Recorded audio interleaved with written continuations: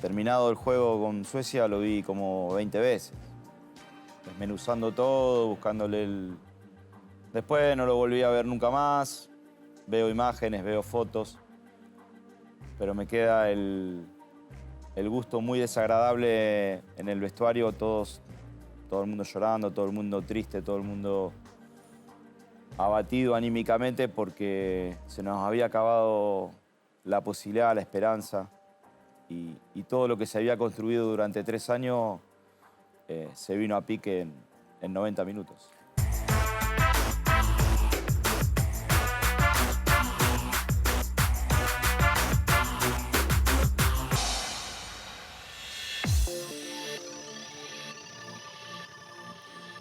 ¿Hay una foto, siempre la misma, que viene a tu cabeza cuando se dice Corea-Japón 2002 o va variando? No, la foto siempre nos lleva al recuerdo de la posibilidad, las dos posibilidades, cuando nos fuimos y cuando nos volvimos. Cuando nos fuimos salimos con una ilusión prácticamente, ya éramos campeones del mundo, y cuando volvimos realmente volvimos con un fracaso enorme de no haber pasado primer fase y éramos los malos, los feos, los que no servíamos para nada y en definitiva los más dolidos por ese episodio éramos los que integrábamos nosotros el plantel, el cuerpo técnico, perdón, el plantel de jugadores y todo lo que rodea a una selección, porque parecería que son solamente los 23 jugadores en ese caso, si no era todos.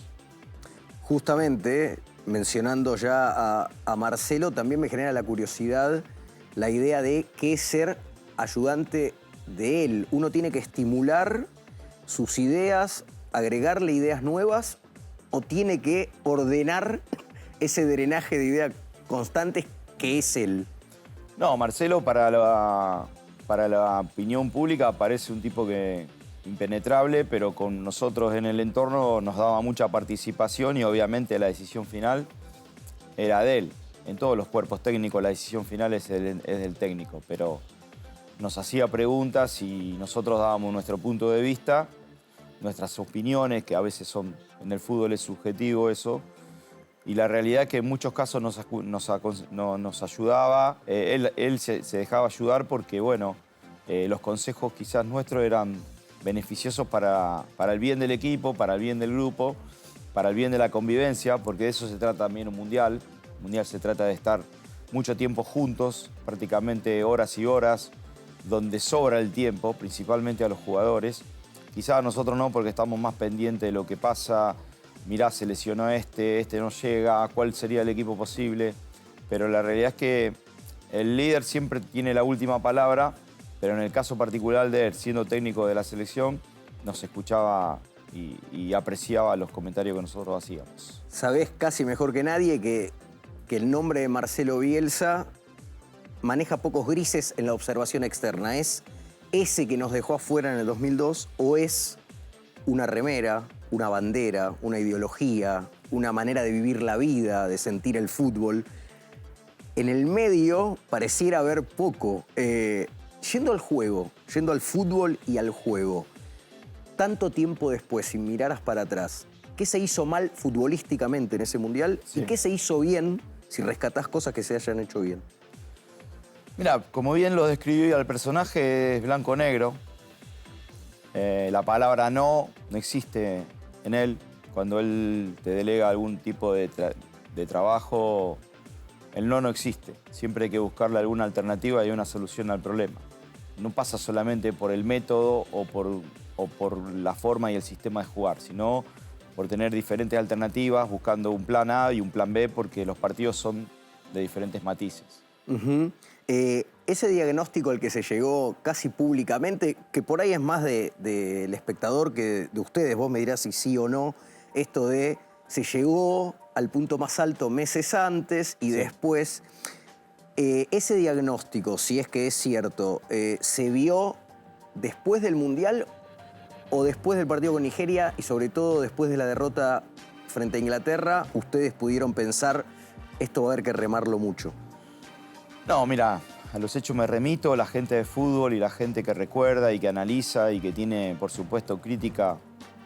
Porque acá la crítica no se trata de que uno quiere escuchar lo que uno le cae bien. Acá se trata de saber tomar la crítica constructiva y la crítica que tampoco que es destructiva. La realidad es que nuestro verdadero nivel futbolístico fue en nuestro tercer partido, donde el partido terminó 1-1 y donde nosotros ampliamente merecimos ganar. El resultado no fue el deseado, pero nuestra forma deportiva fue en el tercer partido. Entonces, nosotros contra Nigeria ganamos un partido en una jugada de balón parado, de lo cual sirve mucho, pero no jugamos bien. Con Inglaterra fue un partido muy chato, muy parejo por ambas selecciones. Y nuestro verdadero punto de nivel futbolístico fue nuestro tercer partido. Pero claro, las chances no fueron aprovechadas, no se llevó a la cantidad de puntos deseados. Estábamos como uno de los mejores terceros, pero nos faltó un gol para clasificar. Entonces, me parece que esa forma deportiva en la primera fecha del Mundial hay que tratar de lograrla cuando comienza. No te olvides que el Mundial es partido a partido. Y si bien vos ya sabés que tenés 3 rivales, porque tenés que superar a 3 rivales, el Mundial no es pensar solamente en octavos, cuartos. Antes de llegar a eso tenés que pasar tu primer fase, cosa que nosotros no pudimos. ¿Revisás mucho lo sucedido? Digo, hacías mención al partido con Suecia. Sí. No solo que las situaciones de gol, sino que, si no digo mal, si Argentina hacía ese gol del triunfo, pasaba primero del grupo. Claro. Eso del fútbol, ¿es lo más cruel o es lo más lindo también? Esa situación de por un gol quedás fuera o por un gol sos primero y por ahí el resto de tu vida te van a mirar distinto. No, en el caso nuestro es muy cruel. El partido terminado el juego con Suecia lo vi como 20 veces. Desmenuzando todo, buscándole Después no lo volví a ver nunca más. Veo imágenes, veo fotos. Pero me queda el gusto muy desagradable en el vestuario. Todo el mundo llorando, todo el mundo triste, todo el mundo abatido anímicamente porque se nos había acabado la posibilidad, la esperanza. Y todo lo que se había construido durante 3 años se vino a pique en 90 minutos. Se habla mucho de ese llanto. Muchos jugadores de aquel Mundial mencionan lo impresionados que estaban con el llanto de Marcelo. Ellos también lloraban. ¿Recordás ese momento? Es una situación de jugadores de élite, millonarios, dicho esto groseramente, que vuelven a ser esos niños que jugaban. Sí, porque el amateurismo no se pierde. Por más que uno gane dinero jugando en la alta competencia, el espíritu amateur no lo pierden los jugadores. Y Marcelo es un técnico de espíritu amateur. Por más que sea un técnico prestigioso y que sea uno de los mejores entrenadores del mundo, creo que en ese caso se había armado un buen grupo. Había mucha mano del profe Bonini también, que era un poco el encargado de manejar los momentos y saber intervenir en algunos lugares. Y creo que el llanto de Marcelo tiene que ver mucho con el compromiso que él tenía con los jugadores, con nosotros mismos y con el compromiso que uno toma cuando asume este hermoso reto que es dirigir una selección. No siempre te toca y cuando te toca querés dar lo mejor.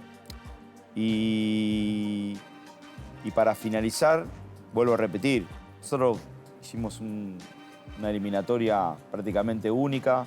A 5 fechas del Mundial ya estábamos adentro. Le ganamos a Alemania en Alemania, le ganamos a Italia en Roma. O sea, éramos realmente unos serios candidatos, pero quedamos en eso nada más. Marcelo tiene una autopercepción de sí, obviamente, más cercana a las de los que no nos enamoramos tanto de su figura que a la que tienen aquellos que lo quieren bien. Te pregunto esto porque en varias conferencias de prensa él ha explicado, entre comillas, que él no es de los mejores, que él es alguien más bien obstinado, alguien no muy versátil, al que le cuesta encontrar distintos planes. Alguna vez lo dijo de Sampaoli, él es mucho mejor que yo porque puede variar más. ¿Eso es una a tu juicio, habiéndolo conocido tanto, es una especie de falsa modestia o es una autopercepción genuina de muchos me ven como de lo mejor del mundo y no lo soy? No, es algo que él a lo largo de los años no pudo superar. No, modestia no, él no se la, cuando hace un tipo de declaración así, no juega el papel de víctima, juega el papel verdadero, genuino. Él es un tipo que tiene muchísima autocrítica y muchos lo catalogan en nuestro país de vendehumo, pero la verdad que de vendehumo tiene muy poco. Él normalmente expresa lo que siente y en muchos casos a veces cruel, no solamente con algún futbolista, sino en el análisis individual de un jugador. Cuando venía un jugador elite de Europa, donde él pensaba que el video que iba a ver de 8 o 10 minutos, que nosotros le preparábamos de VHS a VHS, el jugador pensaba que había sido convocado porque la había dejado muy chiquita en su club y bueno, tenía un grado de crueldad el comentario quizás no para dañar, sino para construir, porque la crítica siempre hay que buscarlas por el lado. El jugador hace cosas buenas y hace cosas malas. Y al jugador no le gusta escuchar lo que hace mal, pero Marcelo no tenía ninguna barrera para decirle que había cerrado mal, que no había estado bien, que el ritmo futbolístico, que no tenía recorrido. Entonces, yo creo que también por eso el jugador lo respeta mucho, porque es un tipo frontal, un tipo leal, un tipo honesto y un tipo que, si te tiene que decir que sos feo, te lo va a decir tranquilamente. Si uno tuviera que hacer una especie de podio de qué se cargó después sobre ese hecho desdichado, podrías mencionar la ausencia de Saviola en gran momento, comparado con un Claudio Caniggia que ya estaba casi en el ocaso de su carrera, la ausencia de Riquelme, para muchos el mejor jugador argentino después de Maradona, y sobre todo esta idea que quedó de tener a dos de los números 9 más grandes de la historia del fútbol argentino. Probablemente Crespo y Batistuta están entre los 10 mejores centrodelanteros de la historia. Sin duda. Y no haberlos podido encajar, entre comillas. ¿Te queda alguna sensación o algo para contar de esto? ¿O se acertó y si uno cometió un error, es todo grupal? No, lo primero que hay que describir es que todos los entrenadores, llámese quien se llame, tienen una idea y una convicción para las decisiones. Lo claro y lo cierto es que en el puesto de Román, más allá del gusto, que a mí era un jugador que me gustaba mucho y que tenía muchos méritos para poder entrar a competir, se decidió por otros nombres que también tenían buen nivel, tenían competencia internacional. El caso de Verón, que a veces jugaba un poco más suelto, no jugaba de doble 5, pero jugaba por delante del 5. El caso de Marcelo Gallardo, que jugaba en Europa, en Francia, en Mónaco. Y el caso de Pablito Aimar, que estaba en un momento idóneo, en una edad perfecta, con 22 años, haciendo muchas cosas buenas en el club de origen, que era el Valencia. La realidad es que Marcelo lo explicó muchas veces. Él no considera en un esquema de juego 2 número 9. Un poco por la quita de espacio que representan jugar con 2 número 9, y si vos jugás con 2 número 9, probablemente tengas que modificar el esquema. Entonces, él siempre entendía el juego con la presencia de un número 9, con un 10 llegando al área y con 2 extremos. Entonces, a partir de ahí, yo creo que lo volvería a hacer. Volvería a hacer en el sentido de que no entraría en desesperación y amontonar gente en un lugar donde él considera de que el espacio es necesario para generar huecos y pases profundos para poder llegar al gol, ¿no? ¿Cómo llevas ese mundial? ¿Ya está absolutamente elaborado o los más competitivos y los más exigentes suelen ser ustedes? Vos me decías, es que Marcelo hay un punto donde nunca pudo superar determinada cosa. ¿Vos lo tenés superado? No, yo lo tengo superado por cómo soy yo, en el sentido de que el dolor está, existirá, y mis hijos saben que yo no, como ayudante de campo del entrenador principal, no pasé primera fase. y quedará en la historia y quedará también que dirigí 3 partidos como seleccionador mayor y gané los 3. Eso no viene al caso. Y que la foto en Ezeiza está. La realidad es que es un dolor que muchas veces viene, se aproxima, principalmente cuando se está por jugar un mundial, porque yo no tuve la revancha de un segundo mundial. Nosotros, cuando renovamos en la selección, teníamos la posibilidad de demostrar todo en Alemania 2006 y Marcelo tomó la decisión de renunciar y obviamente yo lo acompañé con esa decisión. No estuve de acuerdo, pero llegué con él, me voy con él, sin ninguna duda. Es muy loco, ¿no? Porque fue tan excepcional desde el resultado, ya lo hemos analizado, quedar fuera en una primera ronda dirigiendo a Argentina, como que en un país tan exitista, alguien dijera, en ese caso fue Julio Grondona, entiendo, no, pero acá hay un proyecto, acá hay un legado, esta persona sigue. Eso también fue excepcional en un fútbol tan exitista. Y me imagino lo que debe haber sido esa charla de Marcelo con vos cuando te dijo me voy o me fui. Sí, yo creo que la confianza de continuar tiene que ver con todo lo que se construyó y Grondona sabía que lo más importante cada 4 años era entrar al Mundial. Y con Marcelo estaba garantizado eso. Venía haciendo un gran trabajo Pekerman en juveniles, donde nosotros ese cambio generacional que se produjo después de Corea-Japón lo teníamos prácticamente desarrollado. Y eso tiene que ver mucho con los procesos de selecciones. Por eso ahora esta selección, no a nivel profesional de la mayor, sino a nivel juvenil, viene haciendo las cosas muy bien, porque el gran desafío de cada entrenador es tener siempre recambios generacionales y buscarlos en cada rincón del mundo. Por eso había un tal Messi jugando en Barcelona y por eso hoy en día hay jugadores repartidos por todo el lado del mundo y donde nosotros tenemos que tener la gran particularidad de convencerlos que jueguen para Argentina. Básicamente me trae dolor, pero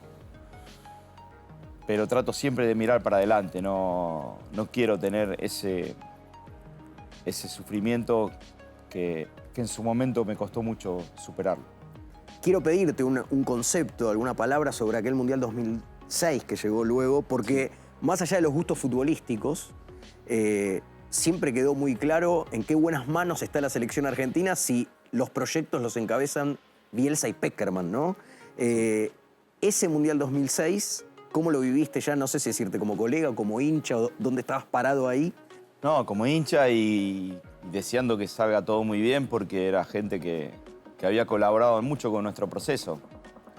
Nuestro proceso comienza cuando José Pekerman lo convoca a Marcelo en Barcelona a una reunión para ofrecerle el seleccionado. Grondona le había dado la misión de buscar el reemplazante de Pasarela y ese encuentro fue en Barcelona, donde yo estuve presente en el año 98. Entonces, una vez nosotros aterrizados el 1 de noviembre del 98 a Ezeiza, lo único que recibimos fue ayuda, afecto y predisposición por parte de todas las gentes juveniles. Porque trabajar con Marcelo no era nada sencillo. Ellos siempre nos tenían que dar jugadores para que nosotros podamos desarrollar los entrenamientos. Y muchos de esos jugadores que estuvieron en Alemania 2006 habían sido sparring nuestros. Por ejemplo, Maxi Rodríguez, que fue el que hizo el golazo a México. Entonces, desde ese lugar me dolió mucho porque yo veía un equipo que iba creciendo partido a partido, que iba encontrando su nivel de juego y que bueno, que lamentablemente no pudimos concretar el sueño mundialista que cada uno desde los ciudadanos queremos. Y te quiero preguntar por el Mundial 2018 porque Jorge Sampaoli es un técnico muy destacado a nivel mundial. Sí. Y parte de lo que uno, creo que te escuché decir más veces método Bielsa que bielsismo. No sé si crees en los ismos, pero podría decirse desde afuera que Sampaoli es bielsista. Y en lo que tiene que ver con Jorge, si bien Jorge hoy tiene su diseño propio, cuando yo estaba en la selección él se acercaba mucho a mí, no a Marcelo.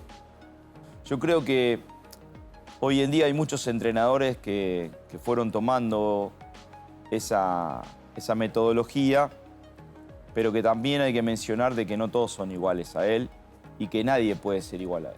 Para ser Marcelo Bielsa tenés que ser Marcelo Bielsa. Decir que hay una corriente bielsista es más que nada porque muchos de los entrenadores consagrados en el mundo han tenido ese pasado con Marcelo Bielsa como entrenador y que le ha dejado un legado y que le ha dejado una idea y una forma. Pero a partir de ahí cada uno ha construido su propio estilo y método. Te quiero hacer dos últimas. Una de ellas es, entiendo que hace un tiempo no hablas con Sí, Marcelo. bastante. Los jugadores que pasaron por sus manos, 99% podríamos decirlo, lo adoran y dice un gran adelantado. Sí. Pero por ahí esto es prejuicio mío. Cuando hablan de Bielsa, más allá de los gustos futbolísticos, de los métodos y de la manera de ver la vida, te diría, el primer nombre que se me viene a la cabeza es Carlos Bilardo. Esta cosa de respirar fútbol 24 horas por día y querer sacarle al futbolista algo donde el azar no entre ni por una endija. ¿Es Bielsa un técnico que tiene que pasar por tu vida, ya sea tu carrera o tu vida personal, pero es difícil sostener como futbolista a Bielsa años, como ayudante a Bielsa años? ¿Es eso que pasa por la vida, pero es difícil sostenerlo durante mucho tiempo? Yo creo que es necesario para cualquier futbolista pasar por él porque él lo que hace es mejorarlo al jugador. Y ahí me refiero un poco a lo que te mencionaba. El jugador a veces no quiere escuchar una crítica que no le hace bien, una crítica destructiva. Pero siempre es bueno que el jugador entienda de que de los errores se aprende para convertirlos en aciertos. Entonces, Marcelo es de esos entrenadores que al jugador lo potencia. Al jugador 5 lo hace 6 o 7 y al 7 lo hace 8. Nunca lo va a hacer 9 o 10 porque el jugador nace, pero también se hace. Y ahí está la parte donde él participa. Cuando él encuentra al jugador, lo mejora. Y por eso él, cuando tuvo su primer desafío en Newell en el 90, se animó a jugar con Gamboa y Pochettino. A Gamboa y a Pochettino lo preparó durante 2 años para que sean jugadores de primera de esa edad. Entonces me parece que en ese aspecto es un técnico que todos los jugadores que han pasado por él se lo agradecen por ese aspecto. Charlando con ex mundialistas, jugadores, me atrevo a preguntarles si cuando duermen, literalmente, vuelven a jugar o sueñan. Que vos tuviste un recorrido pequeño por el fútbol, pero sabés lo que es ponerte guantes en las manos y atajar. Pero voy a algo más puntual. ¿Soñaste alguna vez, volviste a ese mundial en sueños o jamás, ese 2002? ¿Alguna vez te tiraste a dormir una siesta o te fuiste a acostar y lo soñaste de otra forma o de la misma? Sí, siesta no duermo, pero las 6, 7 horas que duermo por día siempre me viene algún recuerdo. Algún recuerdo de la preparación, de la dedicación que le metimos a ese mundial, del buen grupo que se había armado, que se había consolidado. Nosotros teníamos grandes ilusiones, pero principalmente porque los jugadores tenían una entrega absoluta por la camiseta y por el sentimiento. Y donde lamentablemente no se pudo dar. Después, con el cambio generacional y con la repetición de algunos de los integrantes, se lograron cosas buenas, como por ejemplo la medalla dorada en Atenas,